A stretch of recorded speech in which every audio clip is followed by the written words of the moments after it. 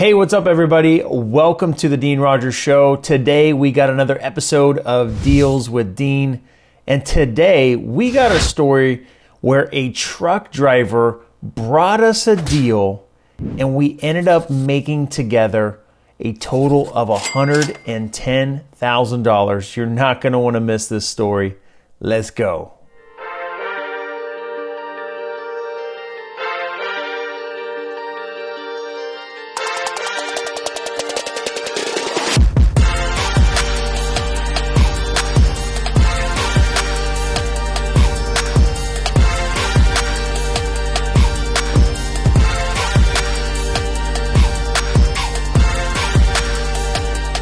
All right, welcome back.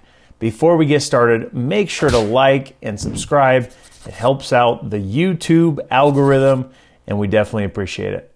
All right, so what I love about this story is it all started with just some of the grassroots foundational things that you should be doing in your business, which is networking. So we hosted our big 600 plus sold out event last November, where we had Pace Morby, Jameel Damji, Henry Washington, and all the other people that I co-hosted with. We threw our events, and one of the people that went to this event was a truck driver, and he had done a deal in the past that he stumbled across, and he was looking to network and, get serious about real estate. And what ended up happening was he reached out to one of my team members and talked about a deal that he had come across. Now, if you didn't already know, we have a Friends with Benefits program where if you bring us a qualified lead, we'll literally do everything from that point forward. We'll call the seller, we'll negotiate the deal, we'll get the property under contract, we'll find a cash buyer, pay top dollar if we're wholesaling it, and then we'll handle the whole escrow process, and we'll give that person 50% of the profit, right? So they're bringing value to us, we're giving a ton of value back, and it's just a beautiful thing that, grows on itself. Now, if you have a deal, we'll handle all the process from that point forward and do it just the same. So this truck driver had a person that he knew that wanted to sell, had a problem property that they had for years, and the tenant stopped paying. And so he came to us and asked us if we could help him with it. So we looked into it further. We definitely said, let's do this. We're happy to help. And we ended up finding out that there were tenants in the property that were not paying, and the property actually needed a lot of work. And when I say a lot of work, I'll throw some pictures up here to show you. There was parts of the ceiling that were caving in due to leaks in the roof that had just neglect, and property needed a full remodel and repairs to the roof, repairs to the drywall. Now it turns out the tenants actually weren't too much of a problem. The problem was communication. You see, this seller was actually really difficult to get a hold of, and the tenants had been telling the seller for years that there were issues with the property, and they just, it wasn't their property, so they didn't want to put a bunch of money or time into trying to fix it up. They were just trying to get by with the issues that were at hand. So there was that side of the story where we actually did have a little bit of a hard time getting a hold of the seller and staying in contact with them after we got the property under contract. But the tenants were actually really easy to talk to, and they understood that, we were going to be purchasing the property and that they were going to need to move on. And they were actually agreeable to a cash for keys agreement. You see, Connor on my team approached them with the idea that we really wanted to get access to this property and have it vacant as soon as possible, and ended up negotiating a total of $2,500 cash for keys for each tenant. And because there were two tenants, we ended up spending $5,000 to negotiate the cash for keys agreement with the tenants, which basically, per the agreement, said that in exchange for them delivering the property vacant and having all their belongings out, that we would hand them that cash. And it's a legal binding agreement. So if for some reason they didn't cooperate, we could actually go through an accelerated process to have an eviction done. So because we knew that it would help this property sell, we went ahead forward with that whole process and were able to get the property vacant. Everything went smoothly when it came to that, and now we had a vacant. Now, I'd have to say we were excited about this deal from the very get-go, because when we looked at the numbers, we felt really confident based on the condition, based on what price we felt we were going to be able to get it for, and what price we felt we were going to be able to sell it for, that we had a really good spread on this deal. Now, I had not sent this property out to my buyers list and actually started by sending a text message to just a couple of buyers that I knew were really strong and knew the area really well. After doing that, they walked the property, came back to me with their estimates, and after they gave me their price, it was actually $60,000 less than what I was asking. Now that happens sometimes. You'll have a buyer that looks at the numbers a little bit different way, or they really just don't like the project that much, so the only way they'll buy it is if they get a very big discount. Well, out of 3 buyers, I basically got the same feedback, and that was that they were willing to only pay $60,000 less than what I was asking. And this wasn't just one, this wasn't just 2, this was 3 different buyers that all came back at the same price, and they weren't communicating with each other, so they didn't know what the other person was offering or even that there was competition, but they all came back at the same price. So I thought to myself, is this just a sign that this is what everyone else is seeing and this is what the numbers are? But I went back and I looked at the comps myself, and I really felt that this property was worth more.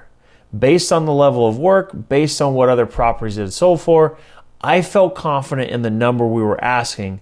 So what I did was I prepared the email, I sent it out to the buyers list, I sent the text blast, and I had a couple more people that were interested that I hadn't been talking with before. Now, one buyer in particular had reached out, said he looked at the numbers. He shared with me what he thought the property was worth all fixed up. And that's the exact same price that we were seeing. He also shared what he thought the rehab budget was, and that's the exact same price that we were thinking as well.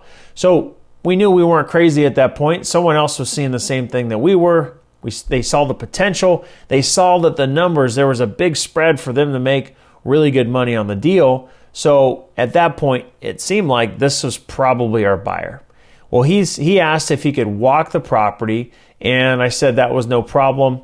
Gave him the lockbox code since the property was vacant, and we put a lockbox on it.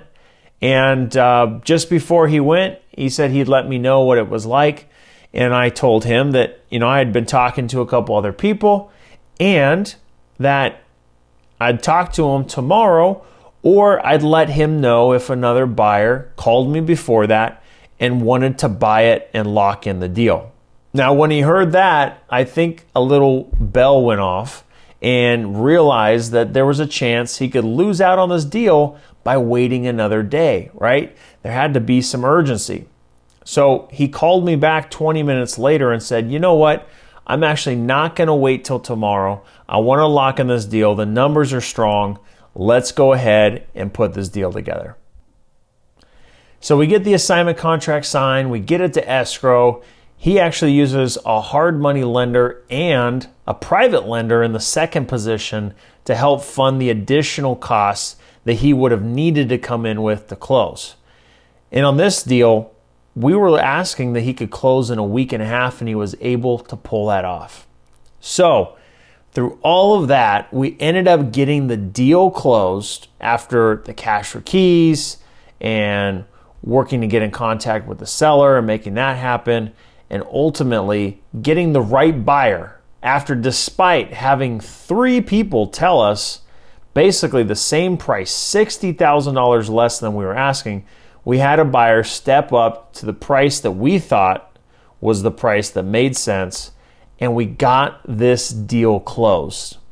Now, as I said in the opener, we ended up closing this deal for an assignment fee of $110,000. That's right. Big, massive assignment fee on this deal.